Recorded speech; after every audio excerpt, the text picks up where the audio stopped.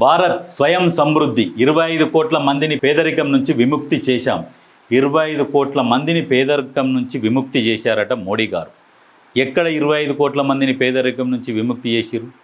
ఏం లేదు. 140 కోట్లల్లో దాదాపు 130 కోట్ల మందిని పేదరికంలోకి నెట్టేసిరు. విముక్తి కాదు, 130 కోట్ల మందిని పేదరికంలోకే నెట్టేసిరు. పరిస్థితి చాలా ఘోరంగా ఉన్నది.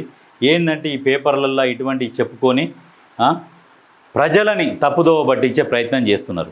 మీరు ఇంత విముక్తి చేసినట్టయితే మరి ఇవాళ బతకడానికి నెల తిరిగేసరికి మళ్ళీ అప్పులు అయిపోతున్నాయి. అప్పులల్లో మునిగి తేలుతున్నారు. ఈ అప్పులల్లో మునిగి తేలుకుంటా ఈ రెగ్యులర్గా అప్పులు ఇచ్చే యాపులు, బ్యాంకు రుణాలు కావచ్చు, వీళ్ళందరూ రుణాలు ఇచ్చేసి ముక్కు విండి వసూలు చేస్తున్నారు. ఇటువంటి పరిస్థితి ఎందుకు క్రియేట్ అయింది? మరి మీరు విముక్తి చేసిరు కదా, ఈ లోన్ యాప్లు ఎందుకు ఇంతగానం పెరిగిపోతున్నాయి? విచ్చలవిడిగా లోన్లు తీసుకుంటారు. లోన్ యాప్ల ద్వారా తీసుకొని దాని ద్వారా ఎంతోమంది అవి కట్టలేక సూసైడ్లు చేసుకుంటున్నారు. క్రెడిట్ కార్డులు తీసుకుంటున్నారు, లోన్లు తీసుకుంటున్నారు. పైసల కోసం ఆశపడి జూదమాడి జూదంలలో నష్టపోయి ఎంతోమంది ప్రాణాలు తీసుకుంటున్నారు. ఇవన్నీ ఎందుకు జరుగుతున్నాయి? మనుషులు బతకడానికి బరువు అయిపోయి నిత్యావసర వస్తువులు పెరిగి ఏం చెయ్యాలన్నా ఏం మిగులుతలేవు. ఏం చేయాలి? ఏదో మనిషి ఆశాజీవి, ఆశల ముందుకు పోతూనే ఉంటాడు. పోయి ఏదో ఒకటి చేయాలి, కనీసం జూదమాడితేనన్నా ఇండ్లనన్నా పైసలు వస్తాయేమో ఆశ. ఉన్నాయి పోగొట్టుకుంటాడు, సర్వం కోల్పోతాడు. దాంతోపాటు అప్పుల మీద పడితే ఆగమైపోతాడు. అటువంటి పరిస్థితి క్రియేట్ అవుతున్నది. అందుకనే ఇటువంటి చెప్పడం మానేసి భారతదేశంలో యువత కోసము ఏదైనా చెయ్యండి. వాళ్ళు రెగ్యులర్గా పని చేసుకోవడం కోసం ఉపాధి కల్పియండి. యువత మొత్తం కోరుకునేది అదే, ఉద్యోగాలు, యువత ఉపాధి కావాలని కోరుకుంటున్నాయి. మీరు అది చూపించకుండా మీరు ఏదేదో మీకు నచ్చినట్టు చేసుకొని మేము ఇంత అభివృద్ధి చేసినాం అంత అభివృద్ధి చేసినామని చెప్పుకుంటూ పోతే ఏం లాభం? వేస్ట్. అన్నీ గమనిస్తూనే ఉన్నారు ప్రజలు. ఎవరు మీరు ఇప్పుడు గతంలో లాగా ఎక్కడనో న్యూస్ ఛానల్ 1, 2 లేవు. ప్రతి ఒక్కరి దగ్గర ఫోన్లు ఉన్నాయి.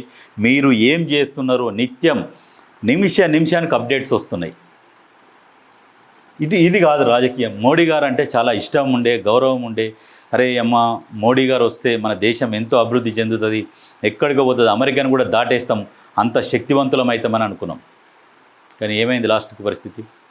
మనమే యుద్ధం చేయలేదు, ఎవడో యుద్ధం చేస్తే మన దగ్గర రేట్లు పెంచుకుంటూ పోతున్నారు.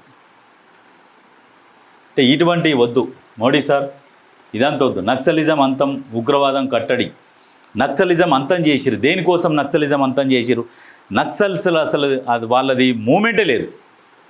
వాళ్ళంతలో వాళ్ళు స్వతంత్రంగా అంతమైపోతున్న సమయంలో మీరు కావాలని గెలిగించి అంతం చేసి మేము అంతం చేసినామని మీరు చెప్పుకుంటున్నారు.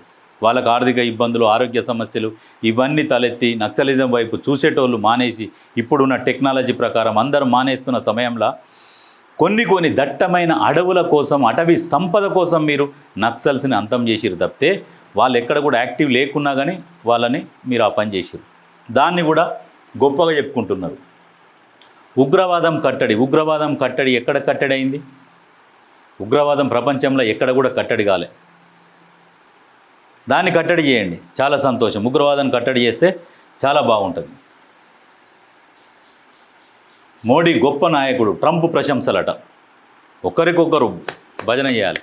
ఒకసారి ఈ విషయంలో కేసీఆర్ గారు ఒక మీటింగ్లో సినీ ప్రముఖులు, రాజకీయ ప్రముఖులు అందరు ఉన్నప్పుడు మీటింగ్కి పిలిస్తే కేసీఆర్ ఈ కొన్ని డైలాగులు బాగుంటాయి. ఎట్లా అంటే, ఏమున్నది మీటింగ్ సారాంశం, మీటింగ్ ఉద్దేశం ఏంటంటే స్వడబ్బా, పరడబ్బా, పరస్పర డబ్బా. ఈ తప్పితే ఏముంది మీటింగ్లని నవ్విండు. అంటే మన గురించి మనం గొప్ప చెప్పుకోవాలి, మనం ఇంకోరి గురించి గొప్పలు చెప్పాలి, వాళ్ళు మన గురించి చెప్పాలి.